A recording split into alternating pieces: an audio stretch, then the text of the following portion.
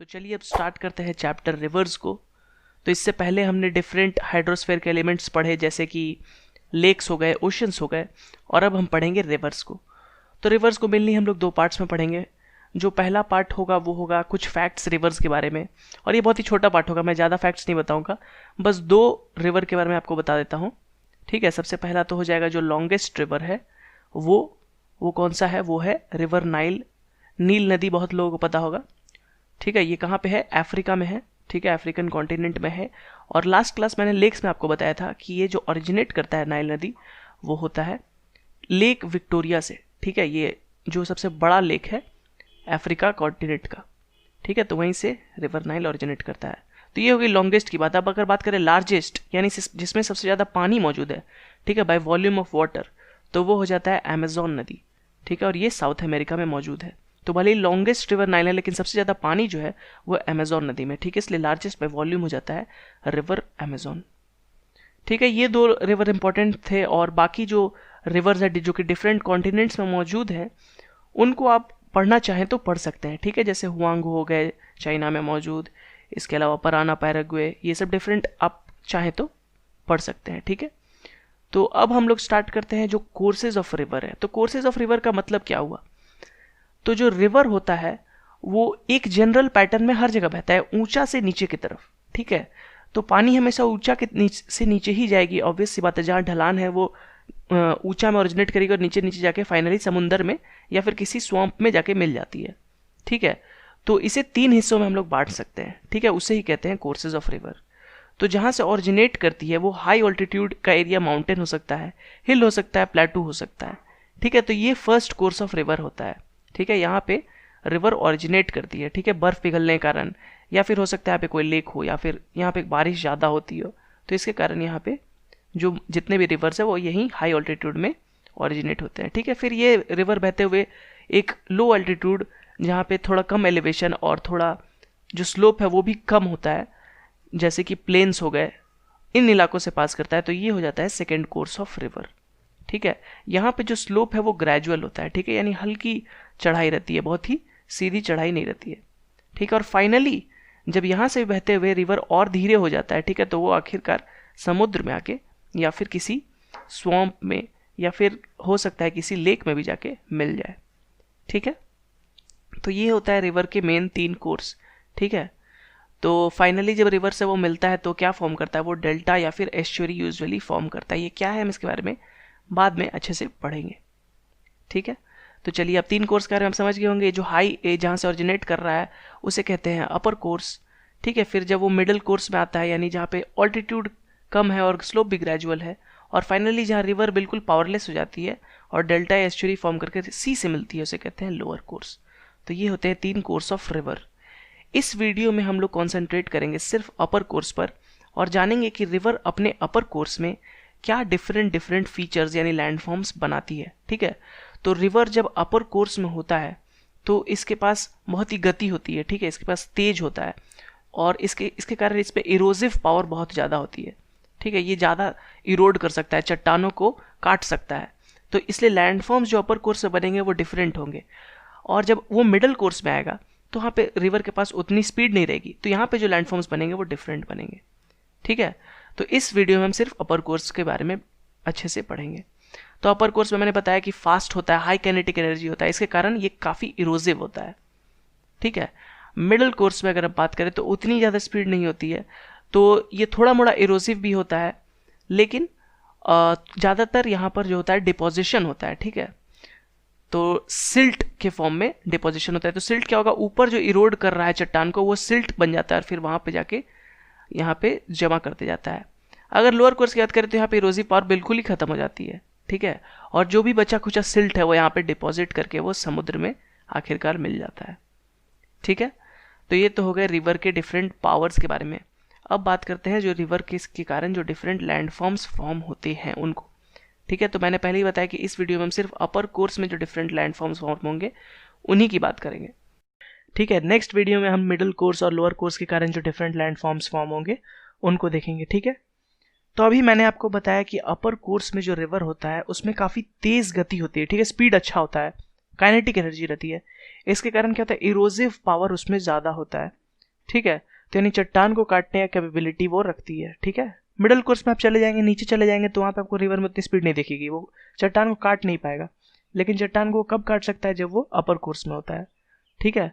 तो ये वीडियो आप देखिए, अपर कोर्स में रिवर का वीडियो है ये, तो आप देख सकते हैं कितनी स्पीड है इसमें, कितनी हाई एनर्जी, ये आराम से चट्टान को धीरे धीरे टाइम के साथ इरोड कर सकता है, ठीक है।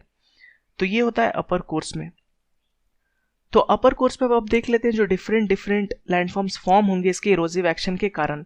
तो सबसे पहला फॉर्म होगा वी शेप्ड वैली, ठीक है। तो अभी हम 3 तरह के वैलीज पढ़ेंगे, एक हो गया वी शेप्ड वैली, एक गॉर्ज और एक कैनियन, और देखेंगे इन तीनों में डिफरेंस क्या है, ठीक है।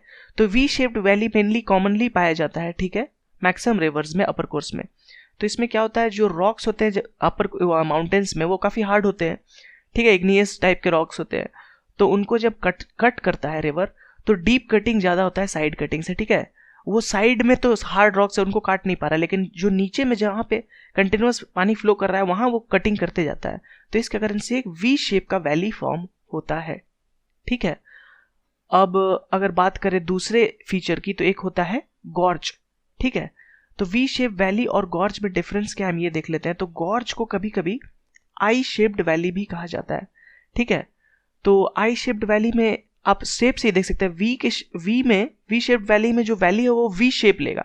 तो आई शेप्ड वैली में वो कैसा शेप लेगा, आई मतलब बहुत ही ज्यादा नैरो और स्टीप, ठीक है। वी में हल्का सा इंक्लाइंड है, लेकिन आई में बिल्कुल ही स्टीप रहेगा, ठीक है। जो एजेस होंगे, दो नदी के जो किनारे रहेंगे, वो बहुत ही नैरो होगा और काफी स्टीप होगा, ठीक है।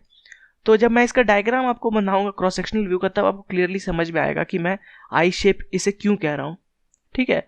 अभी के लिए आप ये समझिए कि जो गॉर्ज होता है उसका वो काफी नैरो होता है वैली और काफी स्टीप होता है, ठीक है। अब बात करें अगर कैनियन की, तो कैनियन के केस में जो वैली होता है वो अगर आई शेप्ड वैली यानी गॉर्जी टाइम के साथ और चौड़ा होते जाए तो वो कैनियन फॉर्म कर जाता है, ठीक है।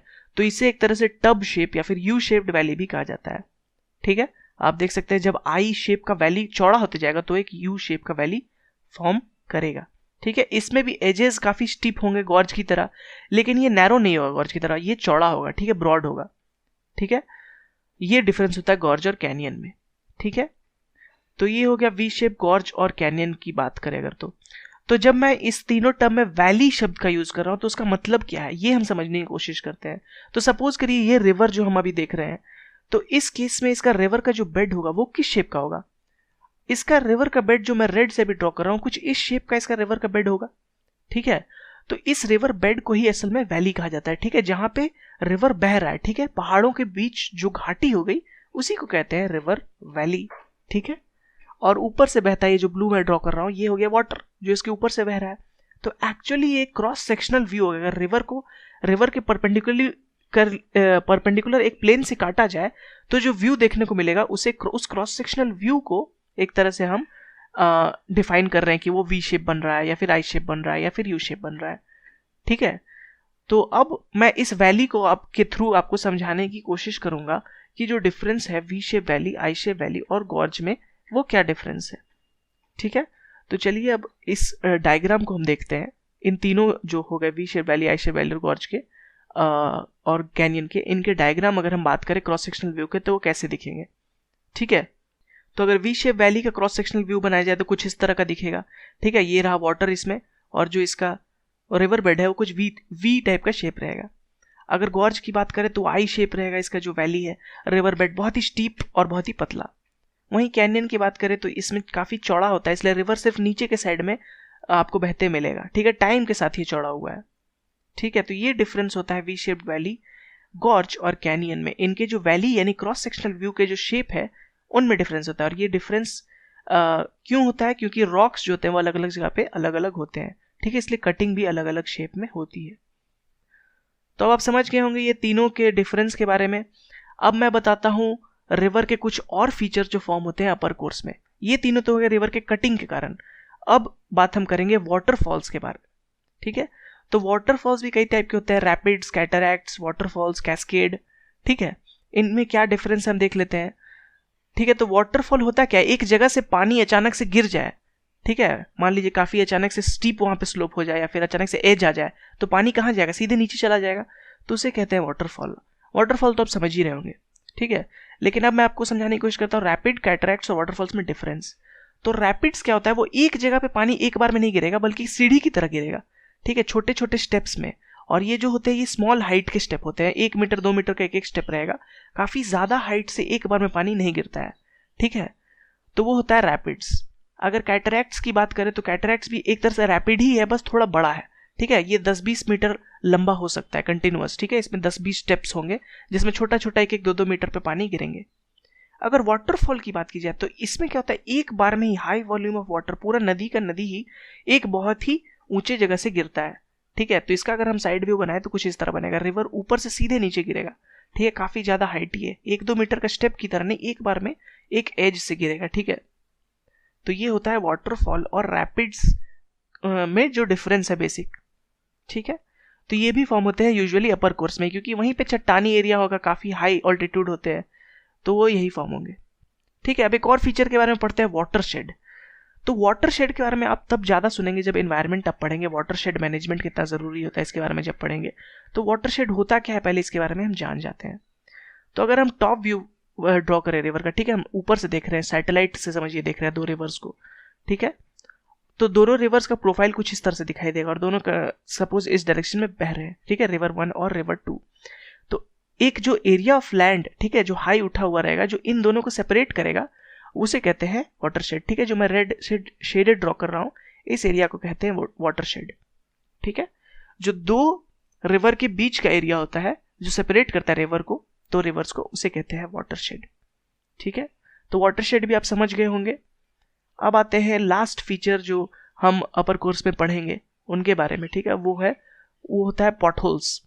तो पॉटहोल्स क्या होता है, पॉटहोल्स आप कभी अगर नदी घूमने गए हो, किसी चट्टान वट्टान के पास देखे होंगे, तो उसमें काफी गड्ढे बने रहते हैं, ठीक है, छोटे छोटे गोल गोल गोल गोल गड्ढे बने रहते हैं, उन्हें कहते हैं पॉटहोल्स, ठीक है। तो ये गड्ढे कैसे फॉर्म होते हैं, चलिए अब ये देखने की कोशिश करते हैं, ठीक है। राउंड शेप्ड, स्फीयर शेप्ड गड्ढे फॉर्म जो होते हैं रिवर के बेड में, चट्टान में, ठीक है। तो सपोज ये रिवर बह रहा है, ठीक है, इस डायरेक्शन में बह रहा है, तो इसके रिवर के बेड पे कई सारे पेबल्स होंगे, छोटे छोटे छोटे छोटे चट्टान होंगे, ठीक है, चट्टान के टुकड़े।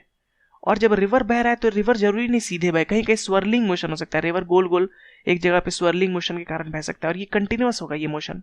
तो इसके कारण क्या होगा, यहाँ जो पेबल होगा वो गोल गोल घूमने लगेगा, ठीक है, वो गोल गोल घूमते हुए आगे बढ़ेगा, और इसके कारण जो जमीन है उसमें गड्ढा फॉर्म होने लगता है, ठीक है। और यही जब पानी फिर वापस रिसीड कर जाता है तो वहां पे एक गड्ढा बाकी रह जाता है, तो उसी कहते हैं पोर्टहोल्स, ठीक है। ये उतना इंपॉर्टेंट नहीं था, पर मैंने आपको समझा दिया ताकि आपको कहीं दिखे तो आप समझ जाए कि ये कैसे फॉर्म होता है, ठीक है। जहां भी आपको दिखा होगा वहां पे कभी ना कभी पानी बहा होगा और वहां पे चट्टानों के कारण ये पोर्टहोल्स फॉर्म हुए होंगे, ठीक है। तो इस वीडियो में यहीं तक पढ़ते हैं। हमने पढ़ा V shape valley, U shaped valley और गॉर्ज के बारे में, और साथ ही साथ हमने ये भी देखा कि वाटरफॉल, कैस्केड और कैटरैक्ट, रैपिड्स में डिफरेंस क्या है। इसके अलावा हमने वाटरशेड और पॉटहोल्स के बारे में भी जाना। आगे मिडिल कोर्स और लोअर कोर्स के बारे में हम नेक्स्ट वीडियो में देखेंगे। और thank you for watching this video. अगर आपको वीडियो अच्छा लगा तो लाइक करें और अपने दोस्तों के साथ शेयर करें, और अभी तक अगर चैनल को सब्सक्राइब नहीं किया तो चैनल को सब्सक्राइब जरूर कर लें। Thank you for watching this video.